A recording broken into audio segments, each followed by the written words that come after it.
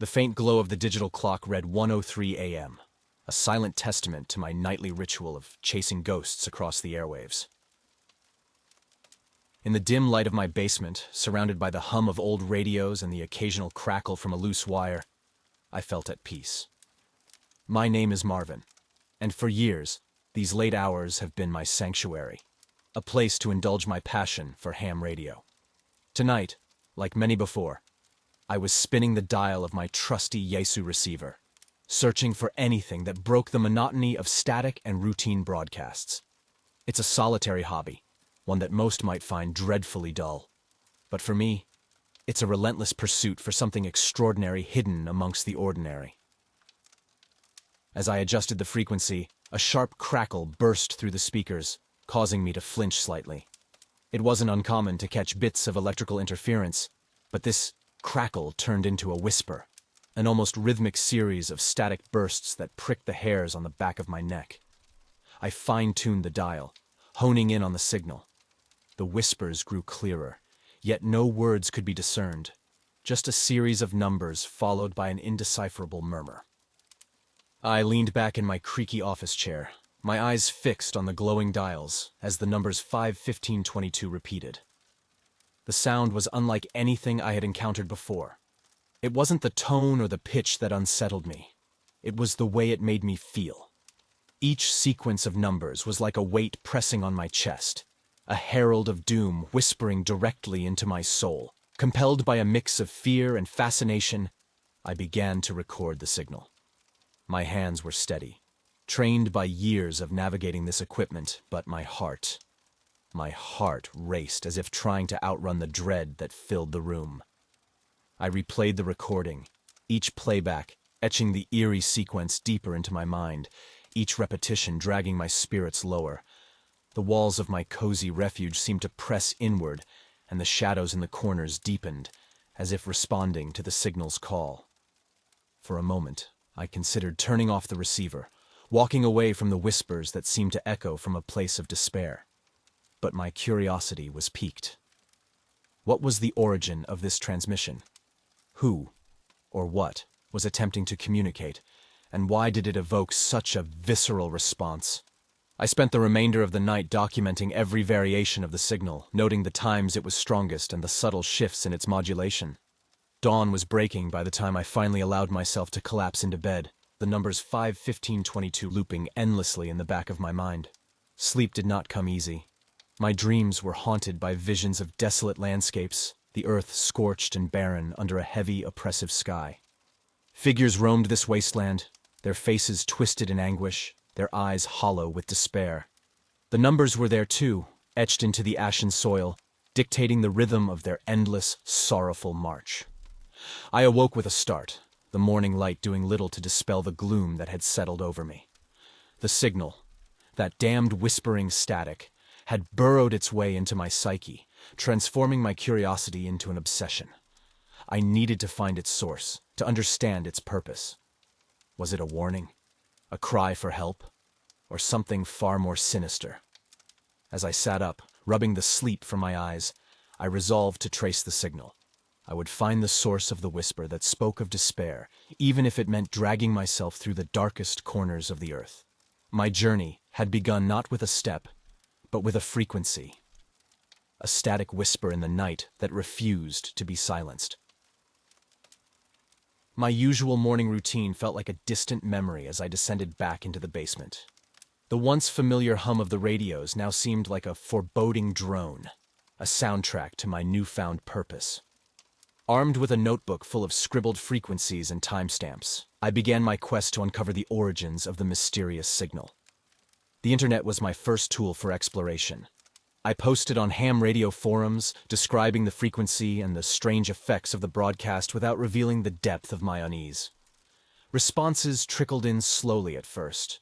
Most were the usual chatter about atmospheric anomalies or cross-frequency interference, but one reply caught my attention. It came from an old-timer in the community, known only by his call sign, Whiskey 7. Marvin, sounds like you've picked up a ghost frequency, used during the Cold War for number stations, possibly part of a psychological ops experiment.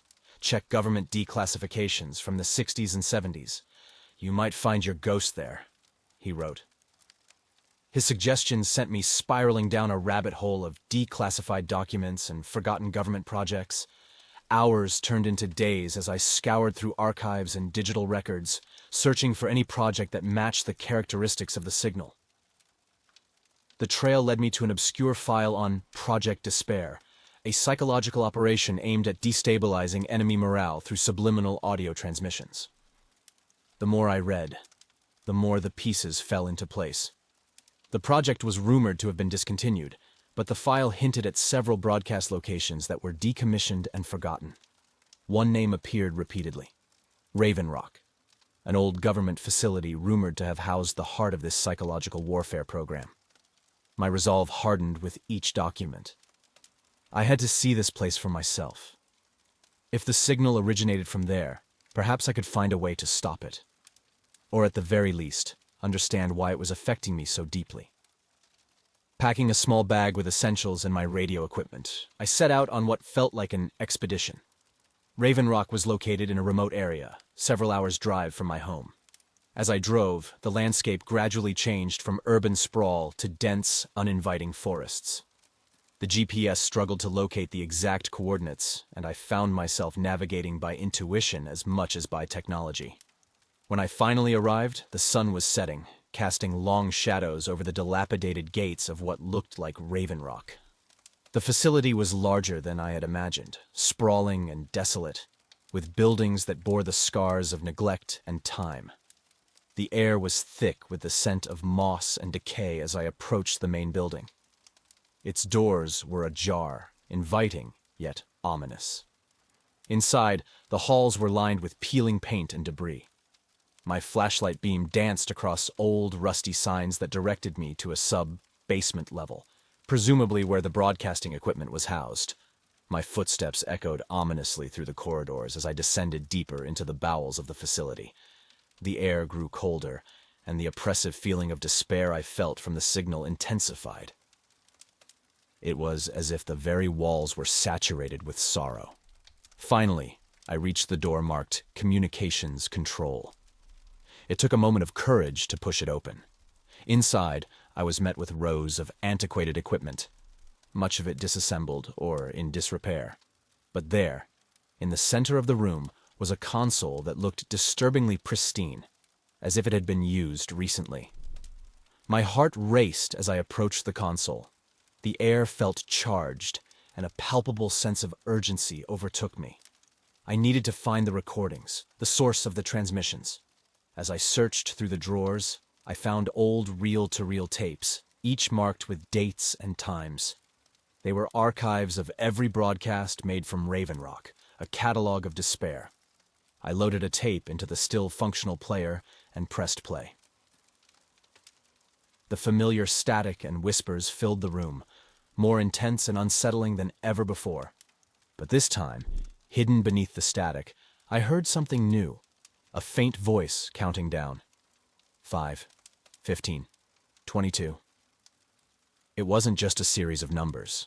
It was a date. And it was tomorrow. My initial shock at the revelations had morphed into a resolute determination.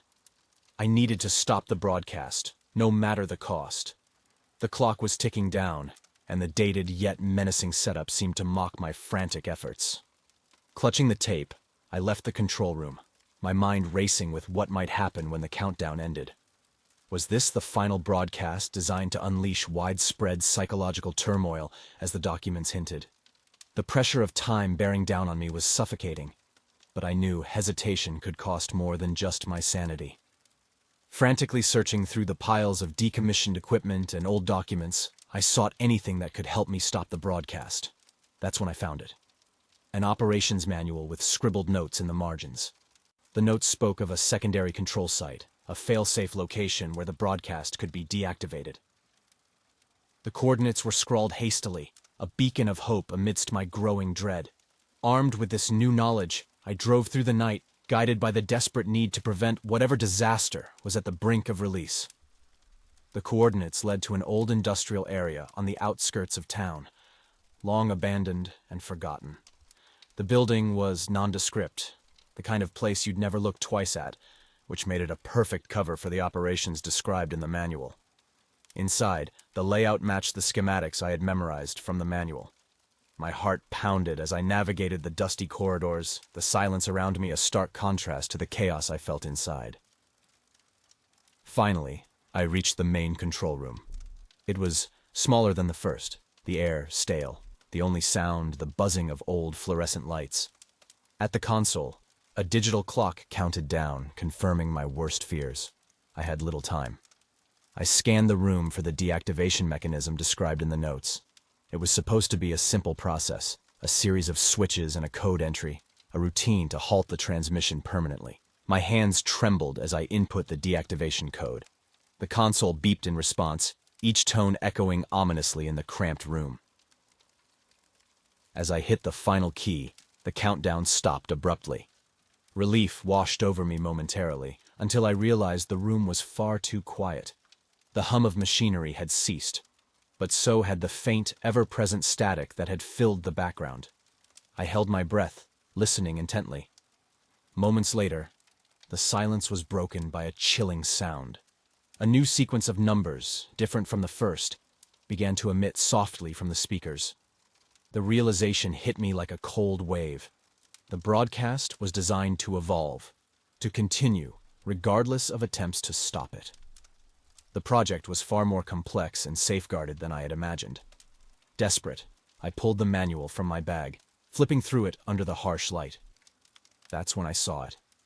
A note I had missed, hidden in the appendix. It spoke of a master switch, a last resort measure located not in the building but at another site, miles away. With no time to waste, I raced to the location, an old communications tower masked by the surrounding forest. Climbing the tower, each step was heavier than the last, my body and spirit weighed down by the gravity of my task.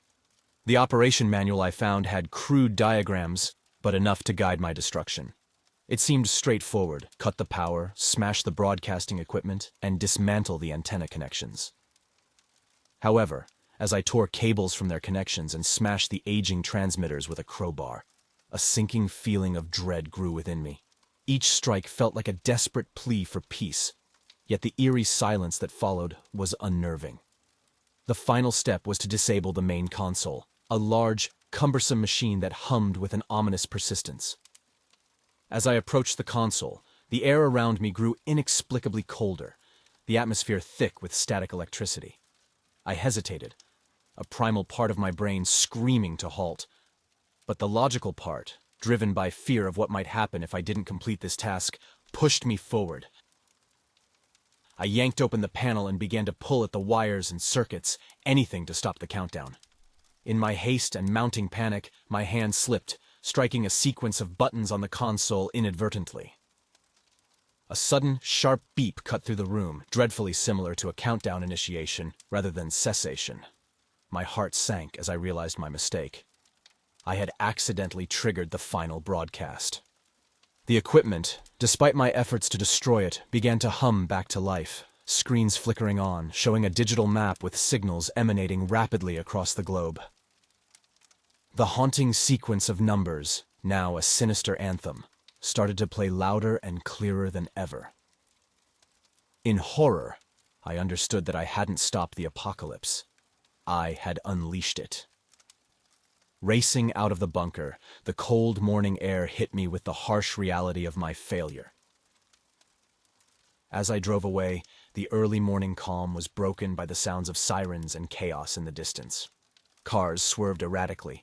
People poured onto the streets, their faces twisted in fear and confusion, everyone affected by the despairing broadcast I had inadvertently amplified.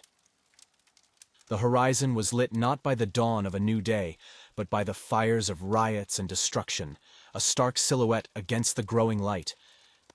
The once theoretical horror was now a tangible cataclysm unfolding in real time.